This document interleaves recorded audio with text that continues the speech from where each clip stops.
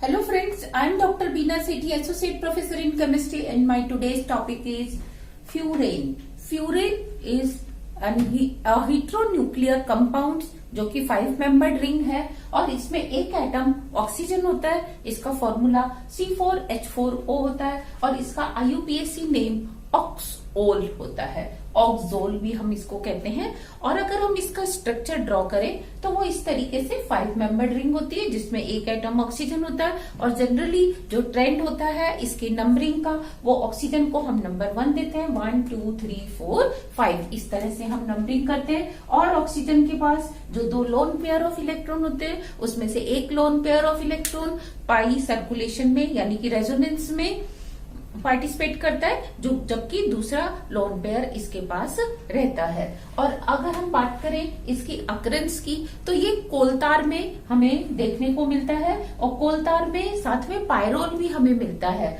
और अगर हम इसकी बात करें कि जैसे हमने पायरोल के केस में देखा था कि उसको अगर हम पाइन स्प्लिंट जो कि मॉइस्चर्ड विद HCl है, यानी कि जिसको हमने HCl से वेट कर रखा है, गीला कर रखा है, उसके ऊपर अगर हम वेपर्स ऑफ पायरोल पास करते थे तो हमें रेड कलर मिलता था, जबकि अगर हम ऑक्सोल को पास करते हैं तो हमें ग्रीन कलर मिलता है। और इसको हम देखते हैं अब methods of preparation. Methods of preparation में first method is from mucic acid. Mucic acid का अगर हम ड्राई डिस्टिलेशन करते हैं तो हमें मिलता है फ्यूरोइक एसिड। और फ्यूरोइक एसिड को अगर हम अप टू BP जो उसका बॉइलिंग पॉइंट है वहां तक इसको हीट करते हैं तो वी गेट फ्यूरेन। और म्यूसिक एसिड का फॉर्मूला क्या होता है कि ये 6 कार्बन की चेन होती है, 1 2 3 4 5 6, जिसमें से जो 4 बीच के कार्बन है चारों के पास एक एक OH ग्रुप होता है, हाइड्रोक्सिल ग्रुप, और जो टर्मिनल कार्बन है दोनों COH ग्रुप में होते हैं और इसका नाम होता है म्यूसिक एसिड। और म्यूसिक एसिड का अगर हम ड्राई डिस्टिलेशन करते हैं तो सबसे पहले हमें मिलता है फ्यूरोइक एसिड। फ्यूरोइक एसिड में ये देखो फ्यूरेन की रिंग है और 2 और 5 पोजीशन पे कार्बोक्सिलिक ग्रुप है। और इसको अगर हम हीट करते हैं अप टू बॉइलिंग पॉइंट और किसकी प्रेजेंस में, क्विनोलिन कॉपर पाउडर की प्रेजेंस में, तो हमें मिलता है furan. Next method of preparation of furan is decarboxylation of furfural. जैसे कि नाम से ही लग रहा है कि हम फरफ्यूरेल में एक कार्बोल्डिहाइड ग्रुप होगा जिसका हम डीकार्बोक्सिलेशन करेंगे। अब देखो ओट हल, जो ओट्स होते हैं गेहूं की तरह से होते हैं, उसकी जो छिलका है उसको हम ओट हल कहते हैं। सिमिलरली कॉर्न को, यानी कि जब आप मेज को खा लेते हैं, मक्के को खा लेते हैं, तो उसके बीच में जो एक स्टॉक बचता है उसको हम क्या कहते हैं, कॉर्न को। सिमिलरली राइस के ऊपर जो छिलका होता है उसको हम राइस हल कहते हैं। इस राइस हल और कॉर्न कोब और ओट हल के अंदर एक 5 कार्बन का कंपाउंड होता है जिन्हें हम कहते हैं पेंटोसेंस। ये जो पेंटोसेंस होते हैं इनको अगर हम हॉट HCl के साथ इनका हाइड्रेशन करें यानी कि हाइड्रोलिसिस करें तो हमें मिलते हैं पेंटोजेस। पेंटोजेस मीन्स 5 कार्बन के कार्बोहाइड्रेट। और इसमें आप देखेंगे या तो एल्डिहाइड ग्रुप होता है या कीटो, जनरली एल्डिहाइड ग्रुप होता है। और हम इसका डिहाइड्रेशन करें और साइक्लाइजेशन करें तो हमें मिलता है फरफ्यूरेल। फरफ्यूरेल में क्या होगा, एक कार्बोल्डिहाइड ग्रुप होगा और एक ऑक्सोल की रिंग होगी। और इसको आप 2 फ्यूरेन कार्बोल्डिहाइड भी कह सकते हैं। और इसका जब हम डीकार्बोक्सिलेशन करते हैं, डीकार्बोनाइलेशन, तो डीकार्बोनाइलेशन में क्या होता है, हम इसको स्टीम के साथ हीट करते हैं जिससे CO group, carbon monoxide group जो है CO ग्रुप, वो बाहर हो जाता है और हाइड्रोजन इसके साथ जुड़ जाता है और आपको मिलता है फाइनल प्रोडक्ट फ्यूरेन। तो ये था इसका मेथड ऑफ प्रिपरेशन। अब हम देखेंगे methods of preparation of derivatives of furan. अब हम देखते हैं synthesis of derivatives of furan. Synthesis of derivatives of furan में हम सिंथेसाइज करेंगे किससे, इसको या तो 1,4 डाइकीटोन से या फिर इथाइल एसीटेट से। तो ध्यान दो, पहला सिंथेसिस होता है पालनोर सिंथेसिस जिसमें हम 1,4 डाइकीटोन को या इथाइल एसीटेट को काम में लाने वाले हैं।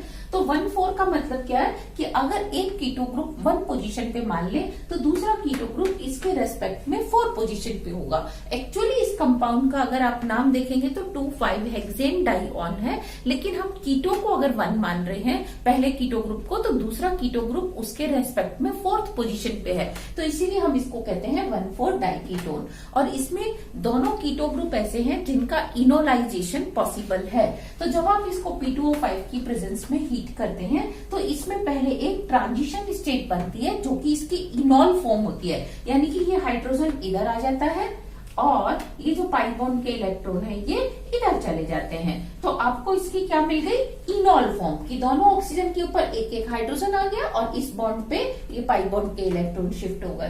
तो ये जो आपको इनॉल फॉर्म मिली, इसमें से वाटर का एलिमिनेशन बहुत आसान होता है, क्योंकि जैसे ही आप इसको P2O5 की प्रेजेंस में हीट कर रहे हैं तो ये H2O इसमें से एलिमिनेट हो जाता है और ये ऑक्सीजन इस चेन के बीच में आ जाता है, यानी कि साइक्लाइजेशन हो जाता है। तो ये आपको मिलता है 2,5 डाइमिथाइल फ्यूरेन। और अगर आप इसकी जगह इथाइल एसीटोएसीटेट के 2 मॉलिक्यूल्स लेके चलते तो ये देखो CH3COCH2, ये एसीटो ग्रुप है, ये इथाइल ग्रुप है और ये एसीटेट ग्रुप है CH2COO। तो हम इसको बोलेंगे इथाइल एसीटोएसीटेट। इस इथाइल एसीटोएसीटेट की रिएक्शन अगर हम सोडियम इथोक्साइड की से कराते हैं तो इसमें से 2 इथाइल अल्कोहल के मॉलिक्यूल निकल जाते हैं और ये जो एसिडिक हाइड्रोजन है, रिएक्टिव मिथाइलिन ग्रुप का एसिडिक हाइड्रोजन है, इसमें एक हाइड्रोजन की जगह एक सोडियम आयन आ जाता है। तो ये देखो मैंने दोनों मॉलिक्यूल में क्या किया, CH नेगेटिव और सोडियम पॉजिटिव, यानी कि sodium salt of EAA, ethyl acetoacetate बना देते हैं। इसकी जब हम रिएक्शन आयोडीन से करते हैं तो दोनों Na, क्योंकि 2 मॉलिक्यूल्स हैं, दोनों का सोडियम और दोनों का आयोडीन, 2 NaI मॉलिक्यूल्स बाहर चले जाते हैं और ये दोनों CH ग्रुप आपस में जुड़ जाते हैं। तो देखो ये एक इथाइल एसीटोएसीटेट मॉलिक्यूल है, ये दूसरा इथाइल एसीटोएसीटेट मॉलिक्यूल है, जो कि दोनों आपस में सोडियम वाली जगह से जुड़ चुके हैं।